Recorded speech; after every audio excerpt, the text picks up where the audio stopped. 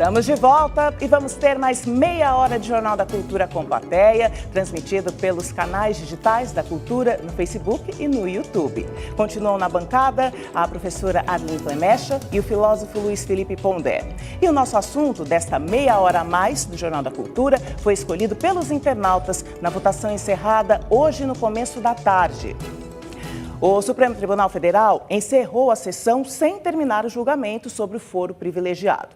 Mas a maioria dos ministros já votou para restringir essa prerrogativa, defendendo que os parlamentares só sejam julgados na mais alta corte por crimes cometidos durante o mandato. 3 ministros. O julgamento foi Lewandowski, Gilmar Mendes e Dias Toffoli. Em novembro passado, Toffoli pediu mais tempo para analisar o processo e, por isso, o julgamento foi adiado. Na ocasião, a maioria dos magistrados já tinha se posicionado acompanhando o relator, ministro Luiz Roberto Barroso, que entende que o foro especial só deve ser aplicado para crimes cometidos durante o exercício do mandato e relacionados ao cargo. Os demais seguiriam para a primeira instância. Primeiro a votar hoje, Toffoli seguiu uma posição intermediária aberta pelo ministro Alexandre de Moraes. Para eles, o foro deve valer para qualquer crime praticado durante o mandato, mesmo que não tenha relação com a função pública. No meu sentir, a conjugação dos critérios exercício do mandato e em razão da função exigirá que esta Corte continue a se pronunciar, caso a caso, se o crime tem ou não relação com o mandato. Na sequência, Ricardo Lewandowski foi na mesma linha. Se adotarmos esta saída sugerida pelo ministro Alexandre de Moraes, nós estaríamos, de certa maneira, conservando o cerne da garantia que cerca uma atuação independente e desabrida, autônoma dos parlamentares. A sessão foi encerrada faltando o posicionamento de Gilmar Mendes. Ele alegou que o voto seria longo e pediu para o julgamento ser retomado amanhã. Por enquanto, 10 ministros votaram pela restrição do foro. A decisão do Supremo vai levar para a primeira instância acusações contra deputados e senadores por crimes diversos, como furto ou violência doméstica.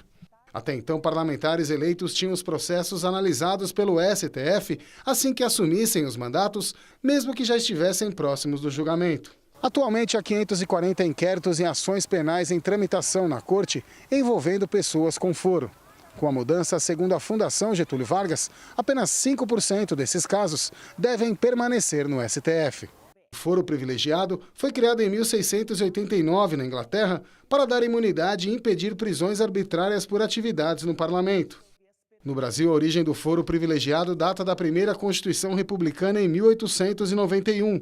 Em 1988, ele foi incorporado na Constituição justamente como escudo do representante público.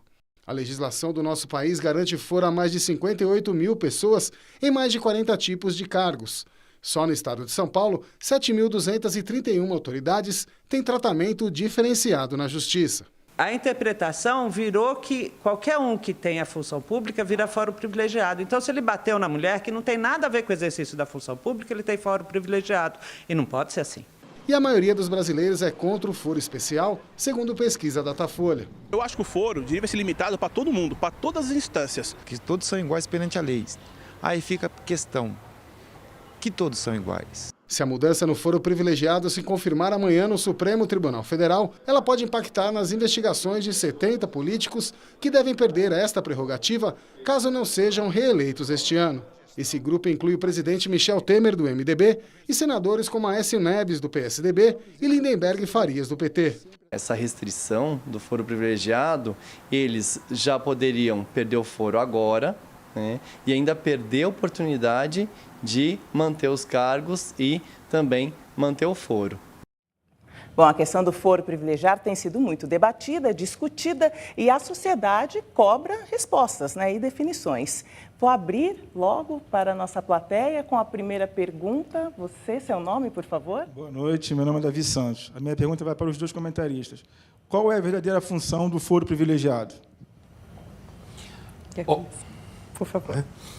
Olha, em tese, como diz bem a matéria, o foro privilegiado visa proteger um agente público, por exemplo, de alguma decisão arbitrária de algum juiz. no sentido de que quando você é um agente público, você estaria, de certa forma, mais exposto a entrar em conflito com certos grupos dentro da sociedade. Então, o foro privilegiado, ele não é pensado na sua origem como alguma coisa que você contabiliza dentro da sua carteira de privilégios. Então, eu vou bater o carro, mas como eu sou deputado, tudo bem, por exemplo. Como a entrevistada dá, o cara bate na mulher, mas como ele é vereador, tudo bem, sei lá. Né? Não. O foro privilegiado é pensado como uma instância em que um agente público, um político, alguém em cargo importante, que está exposto a tensões específicas, seja protegido no exercício dessa função. Então, a ideia dele é, digamos assim, uma ideia positiva, entre aspas, que, como diz a matéria, é um escudo que protege esse agente. Agora, é claro que do ponto de vista do uso que a gente percebe no Brasil, para ficar no Brasil, ele é largo, ele é flácido, ele é gigantesco, e o que a gente percebe no Brasil hoje é uma sensação de que o foro privilegiado, ele é, na realidade, uma ferramenta na mão de políticos que são já duvidosos para chamar para si esse tal escudo. É importante, eu acho, perceber que a democracia, cada vez mais os estudos de ciência política e filosofia política percebem que há uma dimensão mítica na democracia. Que dimensão mítica é essa? Que é um regime do povo para o povo e pelo povo. Não é. A democracia é um regime histórico, bastante complicado, e nesse processo cria leis para proteger os políticos daquilo que a sociedade pode fazer para ele. Eu acho que no caso do Brasil deve-se restringir mesmo e restringir drasticamente. Talvez só governador, presidente, ministro devesse ter foro privilegiado. E os deputados que estão em ação. Aline, o que você diz sobre a definição de foro privilegiado e o real uso que a gente tem visto hoje, né? São leis como essa que geralmente surgem em função de um determinado contexto, né? E quando extrapolam a sua função inicial e levam a um problema dentro de outro contexto, é exatamente o que a gente está vendo hoje. Quer dizer, o foro privilegiado estendido para tantas profissões, cargos diferentes, deixou de ser uma mera proteção do mandato, né? Uma mera proteção da autonomia daquele mandato. Até porque ele deixa de existir quando termina o mandato. Então, é uma proteção, foi pensado inicialmente como uma proteção desse mandato. Mas ele extrapolou sua função, extrapolou os mandatos, extrapolou a quantidade de funções diferentes. E hoje o contexto é de uma representação parlamentar altamente questionável em boa parcela dos nossos representantes. E muitos deles beneficiando-se desse foro para se esquivar da justiça pura e simplesmente. Então, a sociedade passa a exigir que esse foro seja revisto, né? E eu acho absolutamente legítimo que ele seja revisto porque ele não está mais cumprindo a função inicial a qual ele foi destinado. Agora, a pergunta da nossa entrevistada, seu nome? Boa noite a todos, meu nome é Arlete. E a quem interessa o foro privilegiado?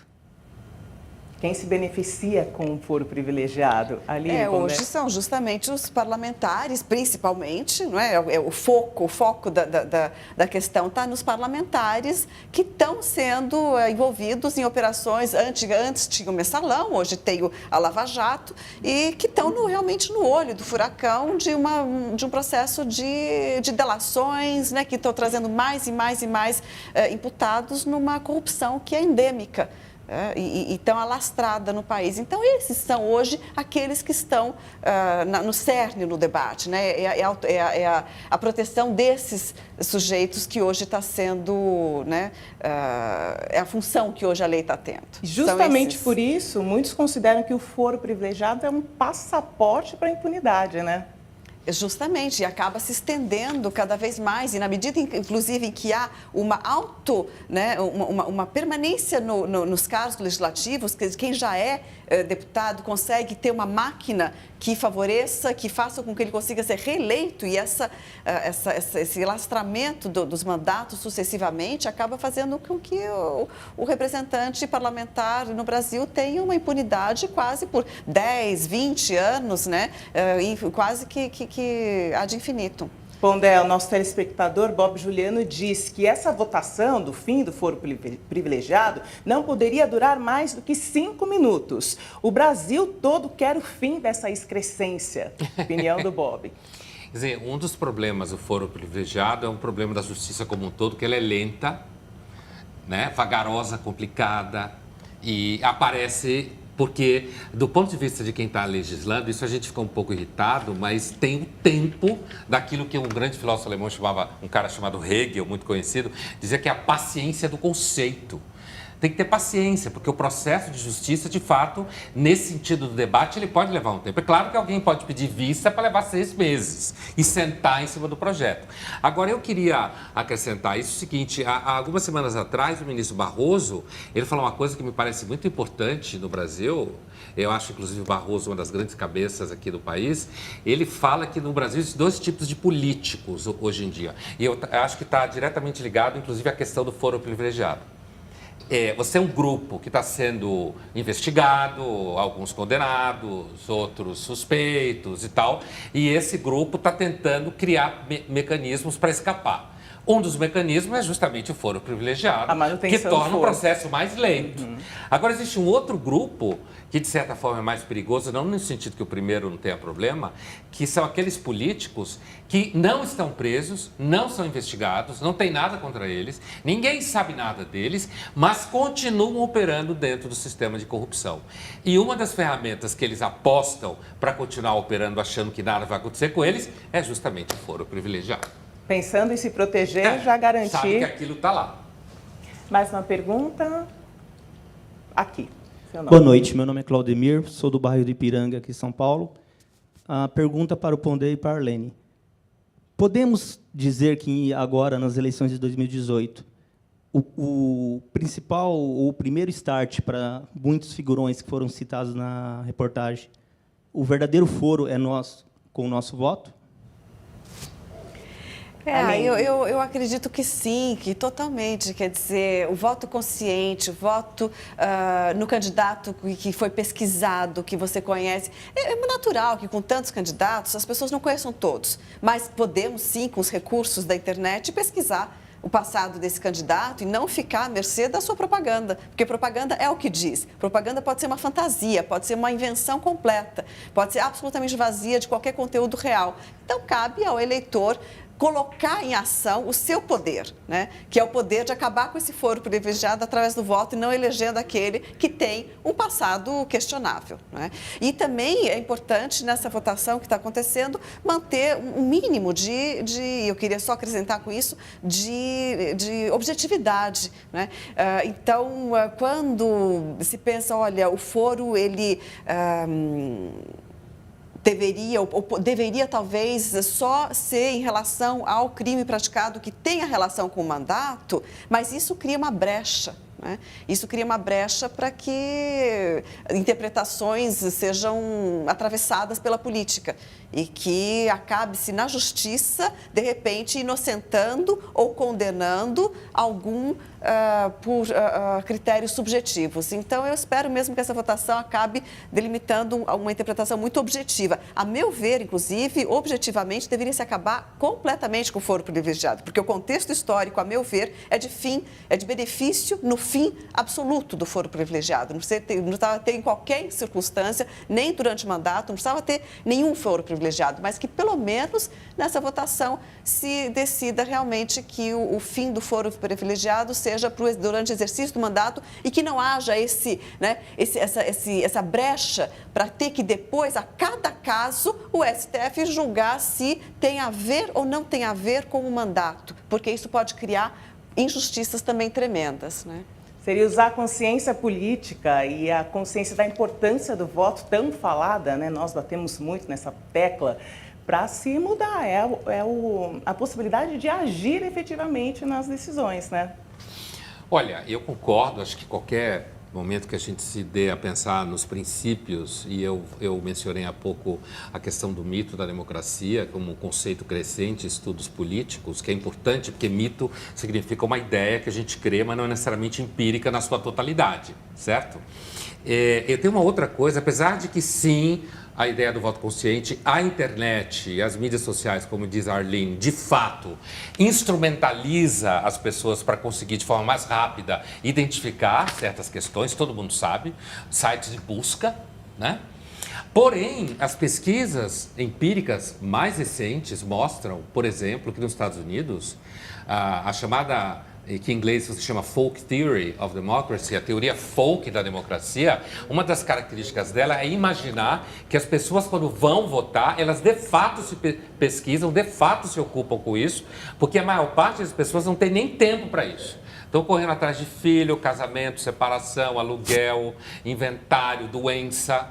Então, na hora de votar, as pesquisas empíricas dos Estados Unidos mostram que as pessoas tendem a votar a partir de pautas imediatamente muito pragmáticas e muitas vezes, inclusive, relativizam casos de suspeita de corrupção em cima de argumentos de que a acusação de corrupção é do grupo tal, sobre aquele candidato, o grupo que representa não sei que interesses. A gente tem uma tendência seletiva com relação à corrupção. Então, apesar de eu achar que sim, do ponto de vista pedagógico, e do ponto de vista formacional, é importante numa eleição você procurar eliminar figuras com ficha suja, digamos assim. Veja até que existe questionamento sobre o que é ficha suja. Na prática, as pesquisas de comportamento do eleitor parecem pontuar que essa teoria folk, no sentido de é uma teoria mítica, de que os eleitores pesquisam, na verdade, a maior parte não pesquisa. E quem pesquisa o faz movido a partir de interesse ideológico específico de um grupo de candidatos que representam o seu grupo de base.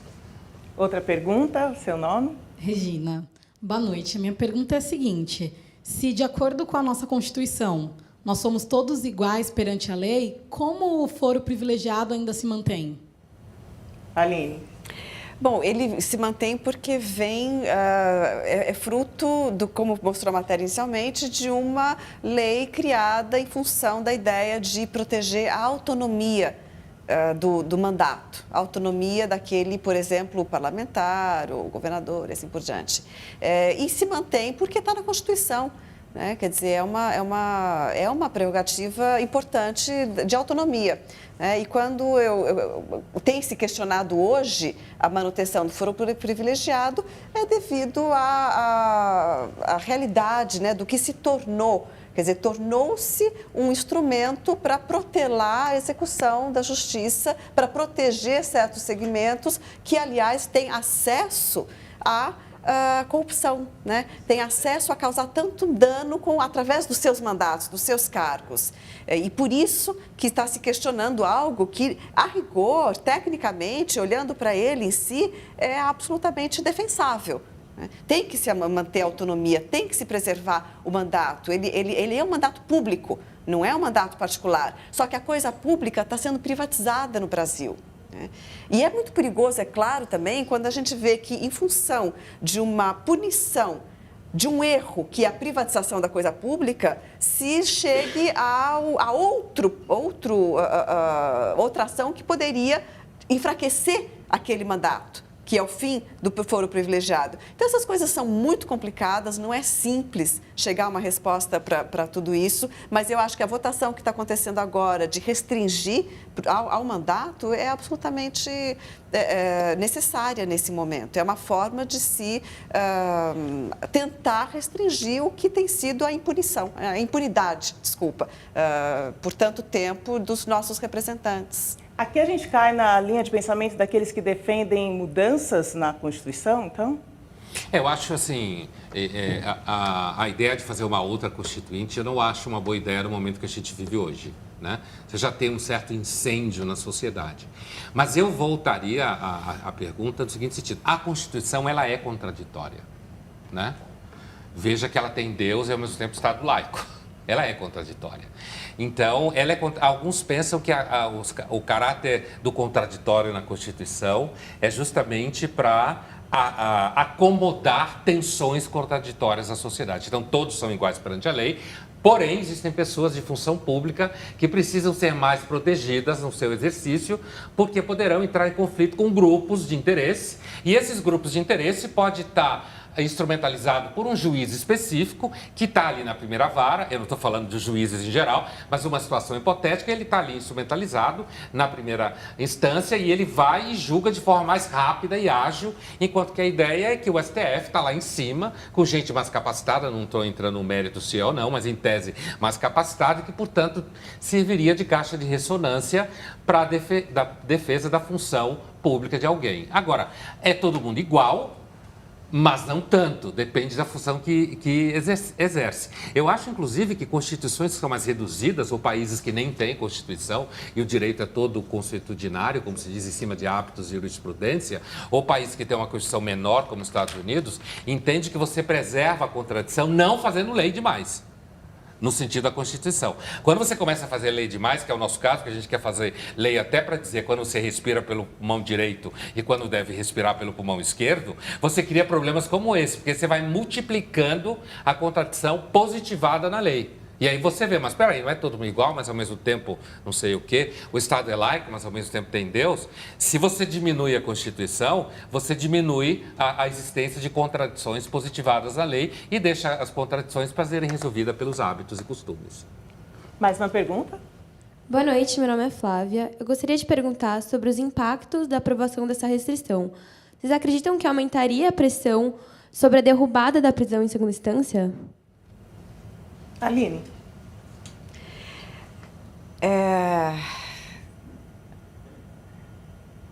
Não, eu acho, eu realmente não sou a pessoa mais indicada para poder analisar os meandros da justiça, na medida em que sou historiadora, não sou da área jurídica. Em princípio, não me parece, né, ter uma consequência direta nesse aspecto. E queria lembrar também que cada caso, no final das contas, ao ser julgado, é um caso. Cada caso tem a sua especificidade. Em alguns casos, inclusive, o foro privilegiado e o fato de levar o julgamento para o Supremo, às vezes nem significa que essa pessoa será beneficiada, né? Existem casos em que não é. Então, realmente é aquilo que vale para uma situação, digamos assim, histórica, que é para pegar o meu tema de trabalho. Cada caso acaba tendo uma implicação. Não vejo de uma maneira tão ampla assim. E já que, né, é uma coisa que eu estou reparando aqui, eu só fico muito contente de ser a segunda mulher a pegar o microfone, terceira, desculpa, para fazer uma pergunta. Continuem assim, né? Olha só, sobre a questão do foro e da possibilidade da prisão em primeira instância, o Dias Toffoli, o ministro, disse algo no plenário, que o foro especial previsto para autoridades não chega a ser um privilégio, que em um processo tramitando no STF, tem menos chance de prescrever do que ações que começam na primeira instância. Pois é. Então, acho que isso tem a ver diretamente com o que a Arline estava dizendo. Quer dizer, muitos especialistas falam que quando você só vai direto para o STF, você perde tempo do caráter moroso da primeira instância, depois segunda instância, para chegar na terceira, que é o STF. Quando você está no foro privilegiado, em tese, você vai direto para lá e se eles resolverem que você dançou, você dançou. Você não tem para onde recorrer. E que uma pessoa normal, digamos assim, começa da primeira. Só que na prática, você vê que, por exemplo, o estado de Manaus tem uma taxa de presos que nem foram a julgamento.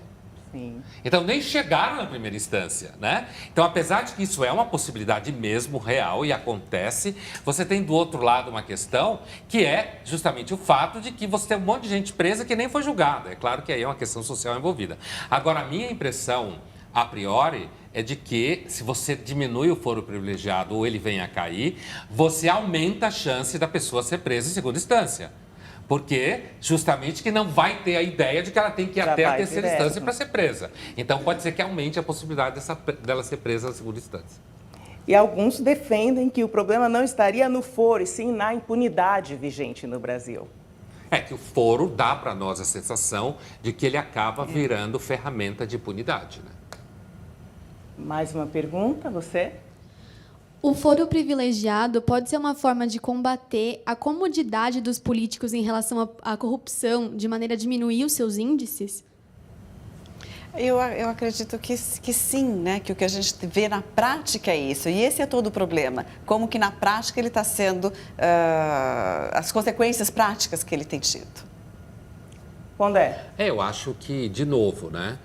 Não há dúvida que quando você tem foro privilegiado, na prática, ele se transforma numa ferramenta de você, como eu dizia há pouco, quando eu citava a fala do ministro Barroso, quer dizer, você tem esses dois políticos e o segundo tipo é aquele que ainda não foi preso, não está investigado, não está no radar de ninguém, mas ele está ali no sistema de corrupção apostando na ideia de que não vai ser pego. E nessa economia das suas ferramentas, o foro privilegiado acaba funcionando como uma das ferramentas que ele estoca como possivelmente ser usada a favor da corrupção. Então, agora, quando se trata da população, a gente tem a impressão, sendo que nós não conseguimos nem ser assistidos pelo Estado em quase nada, né, o Estado brasileiro é ineficiente em quase tudo, você fica chocado com o fato de que a gente que trabalha na máquina política consiga se safar tão fácil das coisas. Né? Mais uma pergunta? Boa noite, meu nome é Thaisa. Então, voltando à pergunta anterior, o foro privilegiado, quem está sob o jugo do foro privilegiado tem menos instâncias superiores para recorrer. Então, isso pode ser realmente considerado uma desvantagem para o réu e uma vantagem para a justiça, porque foge um pouco da lentidão da justiça? Acho que sim, né? A Arline levantou essa questão aqui, o ministro Dias Toffoli também levantou. Eu já vi aqui na bancada, em outros ambientes, vários especialistas dizerem isso, que nosso entendimento do senso comum, de que o foro privilegiado é sempre uma ferramenta a favor, não é sempre, porque se você cair no circuito em que você vai julgar imediatamente no STF, na terceira instância, você não tem para onde recorrer, e isso faz com que, inclusive, o caráter moroso, a morosidade, a lentidão, seja diminuída, porque você está numa instância só. Mas, ao mesmo tempo, a gente sabe que o STF tem um monte de processos para julgar, né? E que isso torna lento em muitas coisas também. Agora, o caráter ágil do STF é uma característica de todas as cortes que se chama Cortes Supremas no mundo, grosso modo. Nos Estados Unidos são 9 só, aqui são 11, varia o número, mas a independência dela para com quem os indicou, por exemplo, a Venezuela, o Supremo não tem nenhuma independência. No Brasil tem, nos Estados Unidos tem. A gente pode não ficar feliz completamente, supor que tem lá algumas tensões, mas a própria tensão interna ao STF mostra que há alguma independência dentro do STF. A própria tensão interna dele. Então, nesse sentido, a função do STF, a priori, do Supremo Tribunal, é sempre agilizar tudo. Inclusive, votar leis, como criar questões. Como os Estados Unidos, quem acabou com o apartheid nos Estados Unidos foi o Supremo Tribunal, não foi o Parlamento americano. E, nesse sentido, o Supremo Tribunal foi, de certa forma, contra a vontade popular, representada pelo Legislativo, que não acabou com o apartheid nos Estados Unidos, né? Aquela divisão que havia entre negros e brancos no Sul. Então, você tem um exemplo aí de como as coisas são complicadas. E eu acho que a gente está olhando para o foro privilegiado do ponto de vista dos políticos que hoje que estão na mídia, sendo processados e julgados. Porque se a gente olhar pela função social, quer dizer, o STF deveria centrar seu trabalho, seu foco nas questões mais importantes para o país. E quando o STF perde o seu tempo para julgar políticos envolvidos em crimes como corrupção, é uma depreciação total do STF. E por que interessa a esses políticos? Porque o STF, diferentemente de um juiz de primeira e segunda instância, que é concursado, no STF os ministros são nomeados. Eles estão ligados, não estão ligados imediatamente, mas a sua nomeação esteve ligado a grupos políticos e de interesse. Supostamente, em muitos casos, eles conseguem se distanciar dessa nomeação, ter uma atuação exemplar, autônoma e tudo mais. Mas muitas vezes esses políticos apostam com que vão conseguir jogar com os interesses políticos que podem influenciar a mais alta corte do país, né? A que tenha uma atuação que, aliás, no seu julgamento sempre é muito complexo, muito rebuscado, muito denso, muito profundo, muito e pode acabar muito quente e acabar inocentando alguém que talvez não fosse de forma alguma inocentado num julgamento de primeira ou segunda instância. Então, é nisso que apostam os parlamentares. Então, ao mesmo tempo, quando a gente faz essa discussão toda, a gente está depreciando a Corte Suprema, né? Em dizer que ela pode estar sujeita a influências políticas, em dizer que ela está descumprindo a sua função social ao dar tanta atenção aos políticos. Então, é muito mais amplo o problema do que simplesmente olhar para os políticos. O que representa isso para os políticos? Acho que o problema é o que representa isso para a sociedade. Bom, nós estamos encerrando mais um Jornal da Cultura com plateia. Eu agradeço a presença dos nossos comentaristas. Obrigada, Pondé, Aline, pela presença e da nossa plateia que hoje esteve conosco. Plateia formada por telespectadores e por alunos da Faculdade de Jornalismo Casper Líbero. E você que nos acompanhou até agora. Inscreva-se no nosso canal no YouTube para ser notificado sobre tudo o que acontece no jornalismo da cultura. Anote aí, youtube.com/jornalismo TV Cultura. Muito obrigada pela companhia e eu vejo você amanhã. Até lá.